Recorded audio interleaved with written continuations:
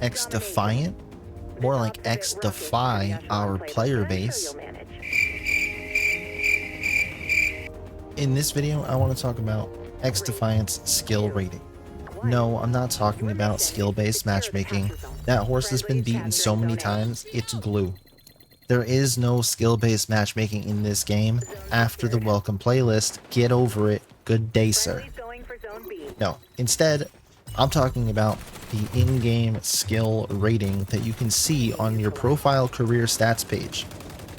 This number is apparently a mystery. Anyone I ask, nobody knows what it means, why it's here, what it's used for. Well, I've tried tons of different formulas trying to big brain this, and I either don't have enough data at the moment to figure it out, or there's just some hidden factors to this outside of these three stats that you see here. So if you want to help me try to figure this out and do some mathnastics, in the comments, drop your stats. Make sure you get all of them. Win-loss ratio, kill-death ratio, and your score per minute, as well as the skill rating. And I'll plug it into a spreadsheet and see if there's some kind of common formula between all of these that makes sense. Anyway, back on track. This skill rating, until we figure it out or one of the devs kind of tells us what it is, it means nothing.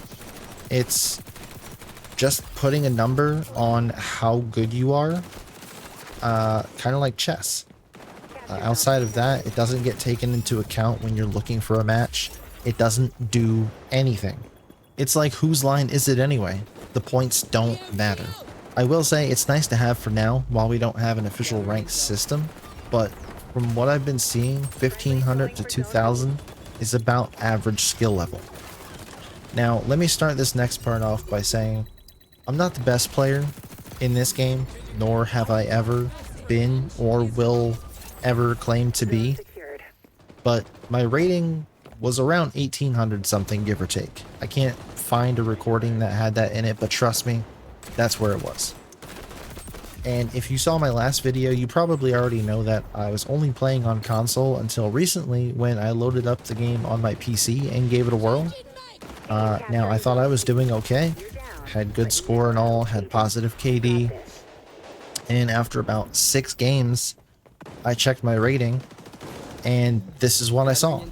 I dropped 800 points over 6 games, and if you didn't believe me before that I was at 1800, go ahead and do the math. They're 34.7 whatever, 35% of 1800. Then 1800 minus whatever the hell that is, probably right around where it's at now. Now, one of you right now is scrambling to the comments section to type out skill issue. I see you. You're not funny. I won 4 of these 6 games and thought I did pretty good. Had good objective scores each time. I think one game I had a 2.2 kill death ratio with about 46 kills or something. And it just doesn't make sense. I want it to make sense. I want to know where I went wrong so I can improve. So I'm here to tell you, if you think this accurately reflects your skill level in this game, you're either going to drive yourself insane or inflate your ego so much that you turn into Imperial Hal. Now, here's a little mid-video edit update. While I edited the first half of this video, I took a break, played one game back on Xbox, checked my profile page again, and after just one game, which I thought I did pretty mediocre in, it's back up to 1820. This skill rating shit makes no sense. It gets more confusing the more I look at it. Somebody please tell me what the fuck this means. Now, once ranked comes out, this skill rating won't be worth the screen space it takes up. And that is a perfect transition into me saying, I really hope they don't completely airball the ranked system like Respawn is doing with Apex. There definitely needs to be some kind of a balance between winning and losing and the kills, assists, and score that you get for playing the objective. A perfect ranked system for me would take all of that into account. kind of like your final score, which already includes kills, assists, objective score, support, all of that. Now, based on your rank in your team, I think you should either gain or lose points depending on where you finish and if your team wins or loses. So an example would be if your team wins, not everyone should get the same plus whatever score to their rank.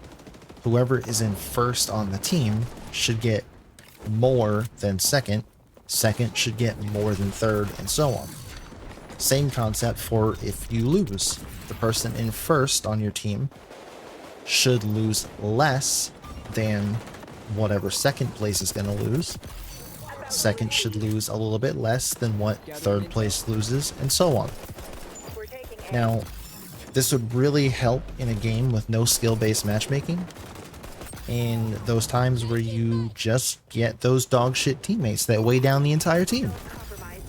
At least there would be some light at the end of the tunnel, some saving grace for those times when you get paired with the kids that have a favorite flavor of Crown. But that's just my thoughts on what the ranked system should look like for this game. But let me know in the comments what your ideal ranked system would look like. And make sure you subscribe because I plan to drop daily content on this channel for this game and other games that I play daily.